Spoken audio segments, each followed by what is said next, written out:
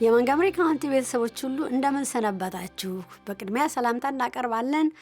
ይህ ናው ዩ ኖ ከተባለው አሁንም አውቃችሁታል ከተባለው አጭር መልእክት ፕሮግራማችን ነው። አርስታችን ሰመር ለርኒንግ ማለት ትምህርት ቤት ሲዘጋ በሰመር ልጆች ምን ትምህርት ምን ጥቅም ሊያገኙ ይችላሉ ለሚለው ጥያቄ ነው።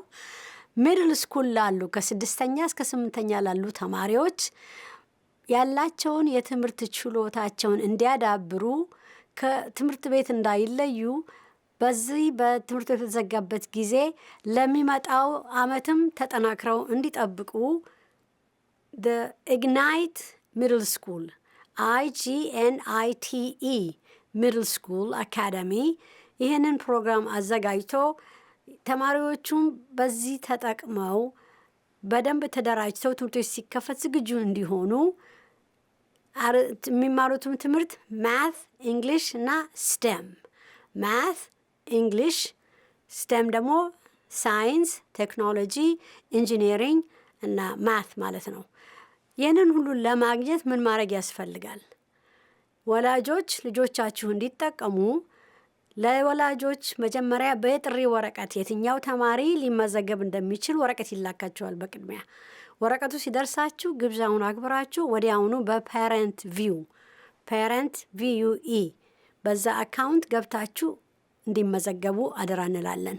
ፕሮግራሙ ከጁላይ 7 እስከ ኦገስት 6 ነው። በዚህ ሀገር አቆጣጠር ጁላይ 7 through August 6 ትምህርቱ የሚጀመረው ሰኞ፣ ማክሰኞ፣ ረቡዕ፣ ሐሙስ ሲሆን ትምህርት ቤቱ የሚካሄደው ሰዓቱ ከ9 እስከ 12:45 9 ሰዓት ጠዋት፣ ሩብ ጉዳይ ለ1 ሰዓት ምሳ ሰዓት ማለት ነው።